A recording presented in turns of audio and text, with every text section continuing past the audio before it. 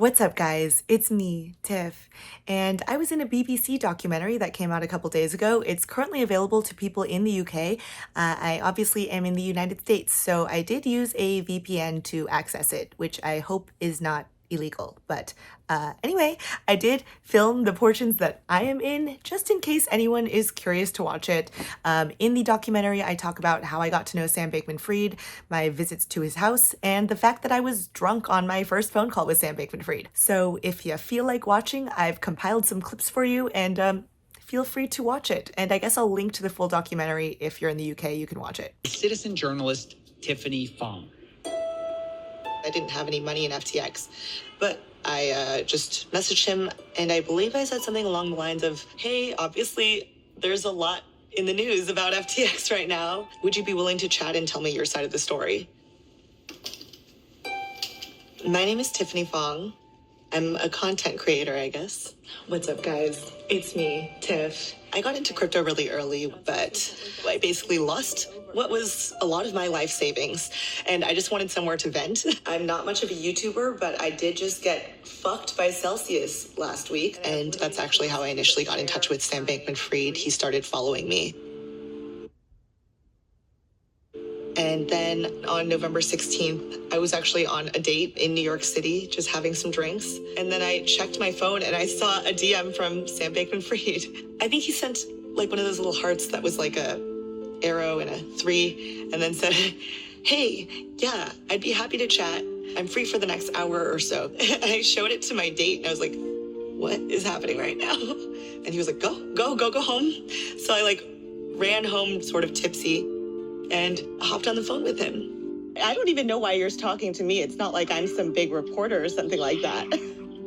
Yeah, I don't know. Like, at the end of the day, I've started to trust my gut a little bit on things like this. This was my first time ever interviewing anyone. And at the time of our phone call, Sam, I don't believe, had spoken to anybody. So I was very nervous because I'm like, this is huge. But I think the biggest question I was curious about was just whether or not Sam was really this evil supervillain. There was something about a backdoor that allowed you to execute commands that could alter the company's financial records without alerting others. I think that was a Reuters article. Wait, and this is something that I would be doing? It kind of said that SBF put like a secret backdoor so that he was moving funds to Alameda. Well, that's interesting, because that I can tell you is definitely not true. I don't even know how to code. Is the honest, embarrassing answer. Sam is lying here while telling the truth. I mean, it is technically correct that he didn't build the back door in FTX for Alameda, but he wasn't even the person accused of building it. It wasn't Sam. It was Sam's right-hand man, Gary Wang, who was accused of building it. I think that Sam tries to avoid telling, like, verifiably false lies, but I think that he is quite a master of being evasive and sort of obscuring the truth. But I was a little bit shocked by the fact that he didn't seem overly distraught, didn't seem to be having some sort of emotional breakdown. What's up, guys? It's me, Tiff. And a few days ago, I spoke with Sam Bankman-Fried in person at his parents' home in Palo Alto, California. I Ubered over, and his neighborhood is nice, but it wasn't like, you know, sprawling mansions or anything like that. I'm a hugger, so I go in for a hug. I hug everybody. But he's quite awkward.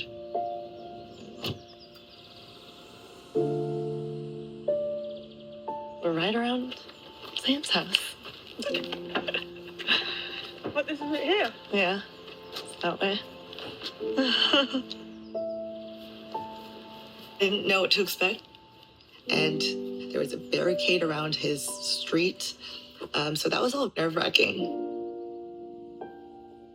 Sam opened the door, and yeah, he was just like in all of the pictures, you know, nerdy, dorky guy.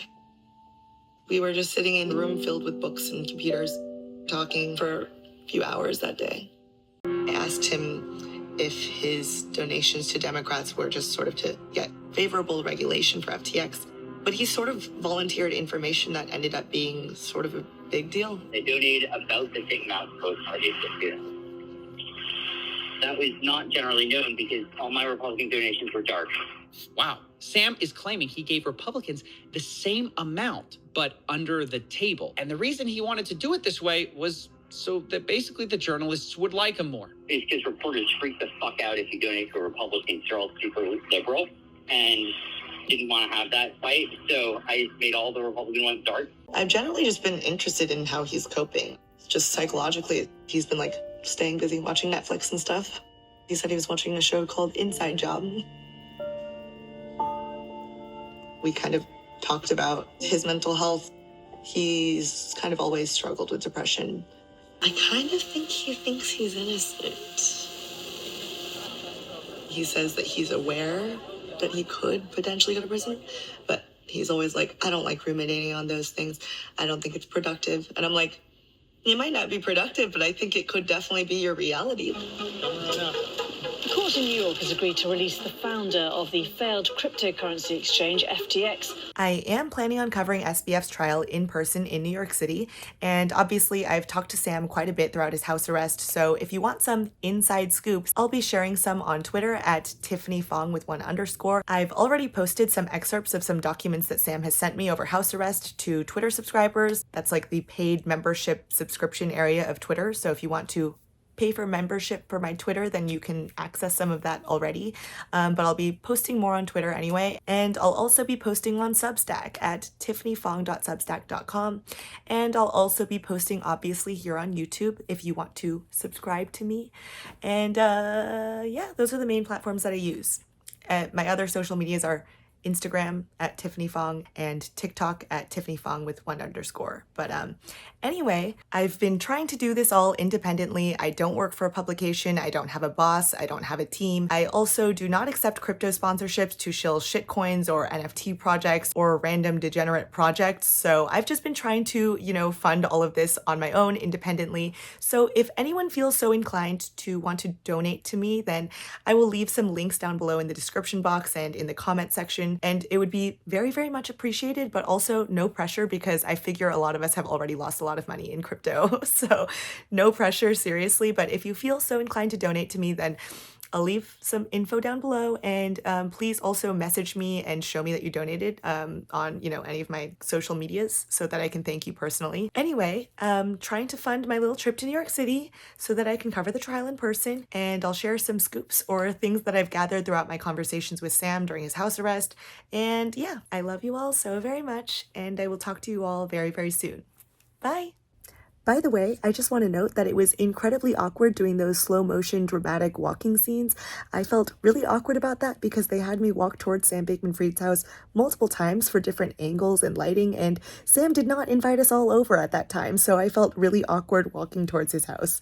So yeah, that was not my idea, just saying. Also, the apartment that I'm filmed in during this interview is not my actual apartment that I was living in San Francisco. I was living in kind of a shittier, rundown apartment with 2 roommates. My rent was like less than $1,500 a month. It was in North Beach. The apartment that I'm seen in this documentary is an apartment that they rented just for the interview. So it's not my actual apartment. I'm not secretly loaded.